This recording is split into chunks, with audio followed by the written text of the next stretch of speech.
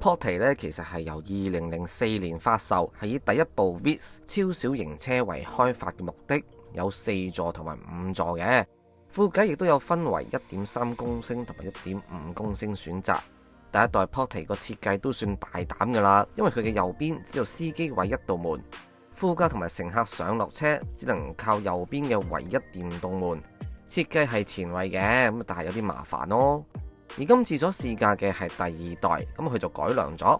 第二代 Portage 係由2012年推出，係啦，冇錯，香港賣緊嘅 Spade 其實係佢嘅變種型號，同樣有 1.3 公升同埋 1.5 公升引擎選擇，用 Super CVT-i 波箱，1.5 公升副計嘅油耗，而 JC08 嘅標準之下，係每1公升行到 20.6 公里。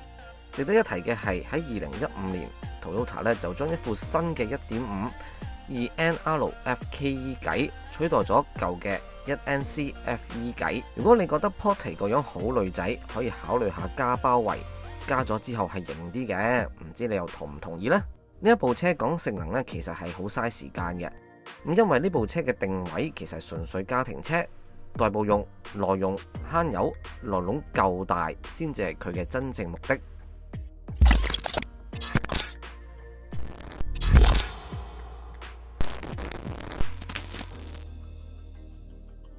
如果我哋純粹去講佢嗰個性能呢，咁啊其實就冇乜好講嘅，因為部車嘅性能呢就冇乜意思嘅嗱。咁啊因為嗱佢本身副計係有分 1.3 公升同埋 1.5 公升嘅版本啦，咁啊佢個馬力呢就109匹啦，咁啊用緊呢個 CVT 嘅波箱啦，咁啊所以呢個即係動力嘅配置呢，根本上係冇驚喜嘅，零驚喜嘅，係一般家庭車嘅配置嚟嘅啫。咁啊，亦都唔會去考慮究竟佢會令到你有啲乜嘢嘅馬力、性能、爆發力嘅加速嘅感覺嘅。而家咧，我全車有2個人啦，咁我亦都冇攝影器材啦，咁啊放低個攝影器材啦，咁啊所以咧呢部車係空溜溜嘅，都幾好飛嘅，因為輕啊嘛。咁啊，所以都唔錯嘅。咁啊，我而家喺昂船洲大橋啲直路啦，咁啊踩落去咧，其實咧越踩咧都越有嘅。即係去到80之後咧，我開頭諗住去到80之後咧會冇力水咧，其實都仲有力水，但係你會明顯就聽到咧，就係個轉數聲開始大啦。咁啊好似嘈啦咁樣咯，咁啊都仲有啲力水嘅。咁不過如果你即係全車坐晒人啊、上車啊或者載滿貨咧，咁啊當然一定會吃力㗎啦。咁呢個就係一定係毋庸置疑㗎啦。咁啊唔需要去諗會唔會有冇上車冇力㗎，因為一多人上車就肯定冇力啦。呢類車款佢 S 波嘅，咁但係頭先講 S 波咧，其實個分別咧就唔係好大嘅，係個油門咧鬆咗少少，咁啊反應嘅靈敏好似靈敏咗丁屎咁低堆嘅啫，但係其實又唔係真係太有特別嘅加速嘅爆發反應嘅，咁所以係咪 S 波都冇用嘅，反而 S 波咧仲會令到個轉數聲咧就嘈咗添咁樣，咁咧就純粹以駕駛嘅角度出發啦。咁呢部車咧係幾好揸嘅，舒服嘅，其實成件事佢唔會話即係可以俾到你好難駕嘅感覺啦。咁啊，即係坐上嚟揸上手，你嘅視野啦，你嘅坐姿啦，軚方向，即係個軚盤嘅即係緊度啊、鬆度啊，其實咧都好適中嘅。新手又好，老手又好，都可以好容易就係即係操控啦、駕駛啦，咁啊好容易嘅啫。咁啊唔會話要有太長嘅適應期嘅，即係近乎坐上嚟就識得揸啦呢部車。咁佢嘅後方嘅擋風玻璃咧亦都好廣闊嘅，咁所以都幾易睇嘅位。咁啊雖然咧佢個標板而標板咧個速度標咧都係放咗喺中間位置啦，咁但係好彩咧佢都比較大隻，咁比較大個，咁樣就所以你都容易啲睇嘅，即係起碼眼都睄落去就睇到啦。咁佢個中控台嘅佈局咧，咁啊就一般家庭車、Toyota家庭車嘅佈局啦，咁啊所以冇驚喜嘅，咁啊都係即係有好多儲物空間啦。我哋一陣間講內籠嘅時候咧，我哋可以即係同大家介紹下，咁佢有啲位都幾得意嘅。咁佢有冇啲乜嘢嘅唔好嘅地方咧？咁佢嘅唔好嘅地方咧，我覺得有2個部分嘅。都係啦，第一個部分咧都係一類型嘅家庭車嘅一個比較大嘅問題，就係佢個隔音啦。佢個隔音咧其實係有少許都幾嘈嘈地嘅。其實咁啊，你會好明顯聽到即係爐噪聲傳翻入車籠啊，同埋風聲啊咁。不過咧，一樣嘢咧係可以後天解決㗎嘛，即係你只要做翻全車隔音咧，其實呢件事咧就可以咧補救到㗎。咁啊，即係唔係嗱？譬如話而家行喺路邊，你會好明顯聽到啲好勁嘅爐噪聲翻入嚟嘅。咁有啲朋友咧就覺得佢個避震咧就麻麻地，咁我覺得佢麻麻地啊，睇下你係用乜嘢嘅角度去睇嘅啫。嗱，因為呢部車始終都係一部家庭車啦，咁所以咧佢嘅避震係偏向舒適，咁就梗係肯定㗎啦。咁而且佢唔係一部性能嘅車款嚟㗎嘛，咁所以佢係偏重於舒適，就基本上係唔會有任何意義嘅。我諗大家都當然你如果你話缺點嘅，咁可能而家迴旋處咁樣啊，譬如我踩大力啲。即係譬如話高速啲入彎咁樣，高速啲喺迴旋處，咁你會傾側度比較大。OK，咁呢個係肯定嘅，大佬係咪先？一定係嘅。咁你點樣去解決嘅？咁你一定係有辦法解決嘅嘛。尤其是我想喺高速公路嘅時候，架車穩定啲喎，stay 咁點啊咁啊，咁就我就建議大家加翻右下避震啊、塔頂啊、蝦數啊，咁件事就會有唔同啦。就係呢兩個部分，我諗大家需要留意。咁其他部分，我覺得唔需要留意嘅啦，因為其實真係幾好揸。同埋佢視野係廣闊啦，咁啊已經可以滿足晒大家即係家庭車嘅要求。咁佢油耗咁點咧？咁喺 JC08啊嘅標準之下咧，咁佢就每1公升就行到20.6公里咁啦。咁呢個做參考啦。OK， 咁因為即係我都睇到網上好多評論咧，就係即係爭拗緊呢個油耗。咁究竟慳唔慳油呢個問題？咁我諗我覺得需要揾翻車主朋友們出嚟同大家講解下先得啦嚇。咁究竟呢部車係慳唔慳油咧？咁即係如果大家係車主們嘅，咁不妨可以討論下呢個話題。OK，佢個 brake 咧係幾靈敏嘅咁因為有陣時 Toyota 嘅 brake 咧，佢行程長咧，行程長其實都唔係一個問題。佢個問題咧就係咧有陣時都要踩，即係最尾啊，係要踩到好深、好大力，咁啊佢個 brake 咧先相應有嗰個制動嗰個反應俾到你。咁但係呢一部咧又 OK 嘅，佢個行程唔算話太長嘅。你踩落去咧個 brake 嘅時候咧，咁其實你已經可以好明顯咁 feel到佢有即係減速嘅感覺㗎。咁你會好容易因到嘅，好容易因到嗰度力度咧係嗰個減速嘅力度係幾多嘅啊？迴旋處好容易嘅，即係唔會話好難上手嘅。咁所以即係我覺得都係同一個嗰句啦，即係我覺得新手們咧一坐上嚟咧就容易去控制㗎咁。Portage 嘅內籠咧，其實本身嘅設計咧，同一般嘅家庭車冇乜太大分別嘅。咁但係正如我頭先試駕所講啦，呢部係 G 版，即係頂級版。咁頂級版同普通版有少少分別嘅。咁啊，首先就係佢個籠咧就可以係黑色啦。咁而且呢啲紋咧，其實咧係 G 版先獨有嘅紋嚟嘅呢啲。咁當然啦，呢啲紋咧其實咧，大家如果買日本版嘅時候就可以自己揀嘅。咁啦，不過 anyway 呢個就係即係少少 information 啦。另外佢有其他嘢啦，就譬如話呢個空氣嘅淨化咁。咁佢呢部車特別嘅地方咧，就係在於佢啲空間設計啦。當然就係咁啊，例如呢一個位咧，其實咧係放紙巾嘅。咁啊，將紙巾咧調轉咧擺落去咧，咁其實就可以下邊咧抽翻啲紙巾出嚟㗎啦。咁啊貼心咯，我幾中意呢個設計嘅。咁另外咧就好多啲兜仔啦，俾你擺嘢啦。譬如話你即係軚盤前方有個兜啦，咁啊又講翻咁上下深度啦。咁啊，再右手邊咧就會有一個擺即係車匙啊或者散銀嘅兜仔啦喺呢度啦。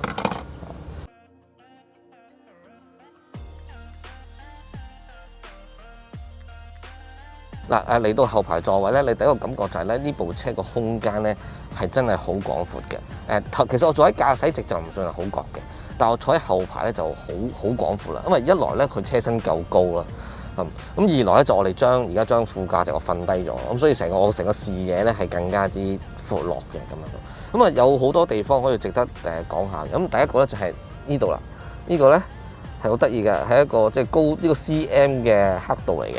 咁其實可以俾小朋友咧度高啊，幾有趣嘅一個，俾小朋友用嘅呢個係幾個人嘅。咁另外咧就係咧瞓低咗副駕之後咧，大家就會見到咧佢有個膠盤嘅。呢個膠盤咧好好用啊！點解好用啊？我哋前排咧咪限聚嘅，唔可以出去食飯嘅。咁啊呢個盤咧喺車食飯咧，呢個盤咧就最啱啦，最啱用啦。咁另外咧佢有啲特別啲嘅嘢嘅。咁其次係咩咧？就係譬如話大家見到駕駛席咧，佢下方咧其實咧有一個咁樣嘅設計。呢個設計做咩咧？其實又係俾你擺呢個紙巾啊，擺紙巾可以抽紙巾嘅嚇，幾貼心啊呢個設計。咁同埋佢一個負重3公斤嘅勾扣，可以俾到你掛嘢嘅。咁另外咧，我左手邊呢個位咧，其實咧就係有一個咁樣嘅一個圓形嘅半圓兜仔。其實做咩咧？就俾你擺遮嘅，插遮落去咁樣。咁啊，我哋今日落緊雨啦，近排天氣唔好啦。咁啊擔完遮翻嚟啦，咁插落去咁啊得啦。咁我啲水咧就會流翻落去下邊嘅，呢個位，咁啊你清理都容易啲咁啊，同呢個杯架啦，毋庸置疑啦。咁咧就喺呢個右方嘅即係車門板下邊咧，大家都見到可以擺到呢個文件嘅，佢仲有個 B5 同埋 A4嘅一個 size 俾你嘅，咁啊即係好多嘢都好貼心噶啦。咁啊佢座椅咧其實冇乜特別嘅啫，中規中矩啦。咁因為我覺得佢嗰個本身嗰個承托力咧都唔差噶啦，講真。咁而且我坐喺度咧個坐姿咧，其實咧就雖然係就係比較離開咗少少。其實就唔係完全貼近嘅，咁但係因為佢前面空間夠廣闊啦，所以我伸直隻腳咧，其實都可以解決到呢件事嘅。咁頭先都正如頭先提到啦，佢個車身咧本身係夠高啦，或者咧夠直啦，咁咧大家見到我頭頂嘅空間咧係幅度好大嘅，好大距離嘅，一個手掌兩個手掌都夠嘅，咁所以就我覺得無論任何身形嘅朋友咧都唔會有投訴。後座咧，咁其實仲有啲巧妙嘅。咁喺啲咩巧妙咧，就可以再瞓低少少嘅。點樣做咧？我哋先去瞓低佢先。咁大家見到咧，呢度咪有兩個金屬嘅一個勾扣位嘅。咁唔係我哋俾你勾嘢㗎。嗱，呢個為個 push 掣啦，撳入去就可以將咧呢個金屬嘅扣咧就放上去㗎啦。好啦，咁跟住咧就可以將張凳放翻回原位啦。嗱，咁你會見到咧，佢就向後咗。個幅度咧就會再褪後少少嘅啦。Portage 嘅尾箱咧，我覺得係夠大嘅，因為咧佢係向下嘅，向下沉嘅。咁咧個高度咧就去到我呢個位啦，咁上下嘅。OK，咁所以咧其實大家擺嘢落去咧就可以向下發展啦。佢呢個柄嘅位置、個邊嘅位置同埋左右兩邊咧係用塑膠嘅，咁冇嘢啦。咁但係咧又係嚟啦，佢咧個背脊咧同埋個底咧。又係用咗啲絨面，又係我好唔中意嘅絨面。咁咧，即係假設大家買餸啊，即係買啲濕貨啊，或者擺濕嘢啊，甚至乎去旅行啊、去玩水啊，咁你真係麻煩啊！即係所以我唔係好中意呢啲嘅絨面嘅其實。咁咧佢下邊嗰層咧，其實有一個塑膠兜仔，咁啊可以俾你擺下其他物件啦嚇，咁啊即係自己靈活運用啦。咁呢塊嘢咧個問題就係咧，如果咧我哋揭起啦 ，OK 呢塊嘢啦，咁呢塊嘢咧，其實咧有少少難去擺放嘅，我覺得係啦。咁同埋佢太單薄啊，咁咯。咁啊係咁啦。咁一般應用係冇問題嘅，即係強調一般應用係冇問題嘅。嗱，瞓低晒佢啦。咁大家見到就好似一個 L 字形咁樣啦，因為係特別高咗啊嘛。所以如果你要玩咩車中泊咧，你就唔好諗啦。你咁樣瞓落去咧就死緊嘅，咁你要加建翻呢度，令佢平整翻先得嘅。咁但係佢又唔係好夠位俾你啦，所以就佢要用車中泊咧，其實有啲難度。咁但係你日常應用我嚟擺嘢咧，其實完全冇問題嘅。大家可能會對比 Portage 同埋 Spade 點樣揀好呢？嗱，我覺得咧就視乎你嘅需要啦。Spade 係皇冠代理，係行貨車，全新車大約係179000蚊起。但係水貨車就有頂級版嘅 Spade G， 上網睇價大約7萬幾蚊至到超過10萬蚊都有，視乎年份啦。Portage 就只係得水貨選擇。今次試嘅第二代係 Portage G， 即係頂級版，車價就大約6萬幾至到超過10萬蚊都有嘅，都係視乎年份啦。咁要維修保養嘅就當然係要去翻車房啦。不過正如我成日都講，Toyota 嘅車好襟用。只要記得定時定候更換消耗品，例如5油3水咁就 OK 啦。唔知道咩叫5油3水？嗱，撳翻右上嘅感嘆號去睇翻啦。我喺蘋果嘅時候咧都試過 Spade 嘅，但嗰陣時嘅試駕感覺其實就麻麻地，因為覺得部車喺行車嘅時候好飄，降水又有啲差。嗱，我唔知道而家批貨有冇改善到。但若果以當時嘅感覺去建議嘅話，我就覺得 Portage 喺操控上就會比較理想啲啲，至少個車架比較紮實，行車嘅時候車身較為穩定。唔知道係咪因為同日本人好中意將啲好嘢留翻俾自己都有啲關係。至於車籠空間大，設計亦都靈活多變，夠實用，呢一樣嘢真係令人好 impressive。只要強化翻個隔音，其實呢部平民買餸家庭車個性價比其實係高嘅。但係我必須要強調，你買得佢就要接受佢嘅性能確係麻麻地呢個事實啦。嗱，評測就先到呢一度，希望幫到大家，車主們都可以一齊討論下，幫下想購買嘅朋友。大家想睇啲乜嘢平民車，不妨留言話俾我知，盡量揾嚟試下啦。